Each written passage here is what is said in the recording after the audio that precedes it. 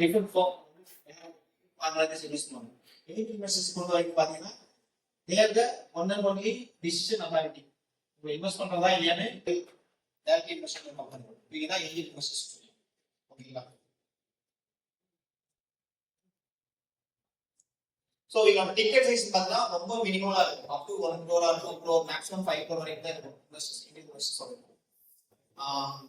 அதே மாதிரி பாத்தீங்கன்னா they mostly coming to pre seed stage மட்டும் தான் வருவாங்க.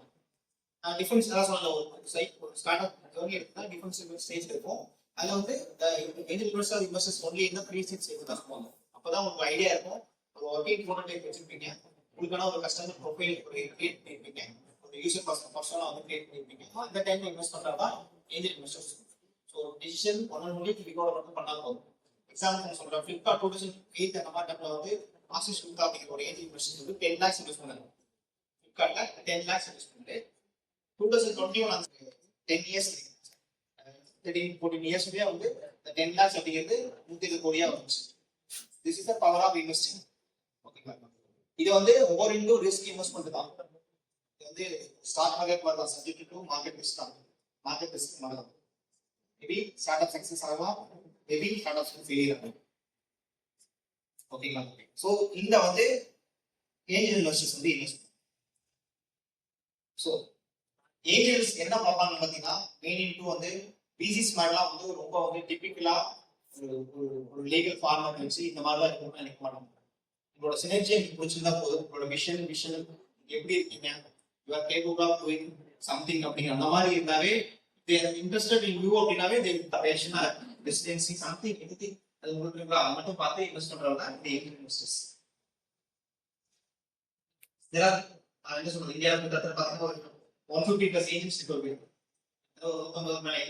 சென்னை ஏஜென்ட்ஸ் இருக்காங்க, மும்பை, ஹைதராபாத் அந்த மாதிரி சொல்லி கிட்டத்தட்ட ஒரு கேம்பஸ் நெட்வொர்க் நம்ம இருக்காங்க. கிட்டத்தட்ட ஒரு 120+ ஏஜென்ட்ஸ் வந்து இருக்காங்க இந்தியா ஃபுல்லாக.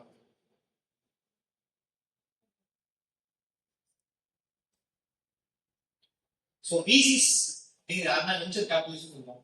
இந்த சூழலை போன்ற படம் பார்த்தீங்களா, அப்போ பேசுவோம். அப்போ வந்து அந்த இதுக்கு எக்ஸ்பிளைன் பண்ணுவாங்க. ஐடியா பார்த்து அப்போ வந்து இன்வெஸ்ட் மாதிரி சொல்லுவாங்க. ஸோ வெஞ்சர் கேபிட்டலிஸ்ட் அப்படிங்கிறது இந்த இனம். அவங்க என்ன பண்ணுவாங்கன்னு பார்த்தீங்கன்னா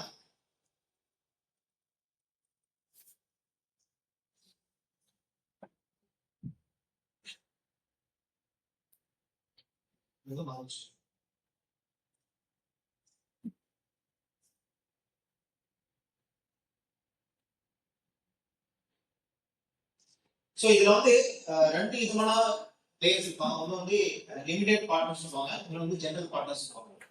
ஸோ இந்த ஜெனரல் ஸோ இந்த 60 பேர் 20 பேரையும் போய் 2 கோடி 3 கோடி அப்படின்னு சொல்லிட்டு அது கலெக்ட் கூட மணி ஒரு 500 crore இல்லை ஒரு 10,000 crore 1,000 crore மாதிரி மணி கலெக்ட் பண்ணிட்டு நான் சூஸ் பண்ணேன். உங்களை மாதிரி மணி கலெக்ட் பண்ண நீங்க எல்லாருமே யாருன்னா லிமிடெட் பார்ட்னர்ஸ் இருக்கும். ஸோ உங்களுக்கு வந்து 2 கோடி வாங்குறேன், 10 வருஷம் வச்சு உங்களுக்கு வந்து 20 கோடி தரேன் அதுன்னு சொல்லிட்டு ஒரு பேப்பர் சைன் பண்ணி நான் வந்து இன்வெஸ்ட் பண்றது இந்த டிசிஷன் மேக்கிங் அத்தாரிட்டி எல்லாமே யார் இருக்குன்னு பார்த்தீங்கன்னா இந்த ஜெனரல் பார்ட்னர்ஸ் தான் எங்களுக்கு வந்து உங்களுக்கு உங்களோட வேலைன்னா பணம் வந்துட்டு 10 வருஷம் வச்சு என்னாச்சு கிடையாது. ஸோ விசிஸ் வந்து இதுதான் ஒர்க் பண்ணுவாங்க. ஸோ விசிஸ் ஒர்க் பண்ணும்போது அவங்க என்ன எப்படி பெனிஃபிட் வரும், ஏன்னா லிமிடெட் பார்ட்னர்ஸ் நீங்கள் பண்ண போவீங்க வேலை ரிட்டர்ன்ஸ் உங்களுக்கு கொடுத்துருவோம். விசிஸ் அந்த ஜெனரல் பார்ட்னர் என்ன பண்ணுவாங்க பார்த்தீங்கன்னா ஒரு 1000 கோடி கலெக்ட் பண்ணா அப்படின்னா அது வந்து ஒரு மெயின்டெனன்ஸ் சார்ஜ் மாதிரி ஒரு 2-3% வந்து ஒரு 1000 கோடி ரிட்டர்ன்ஸ் மேபி கொஞ்சம் கொடுப்பாங்க. அதுக்கு கேரி இன்ட்ரெஸ்ட் எல்லாமே வந்து நான் விசி பார்த்தா நான் எடுத்துக்கிறேன். So this is how VCs works. VCs என்ன பண்ணுவாங்க பார்த்தீங்கன்னா எடுத்த உடனே வந்து ஐடியா ஸ்டேஜில் இருக்கிற ஸ்டார்ட் அப்ஸ் இன்வெஸ்ட் பண்ண மாட்டாங்க.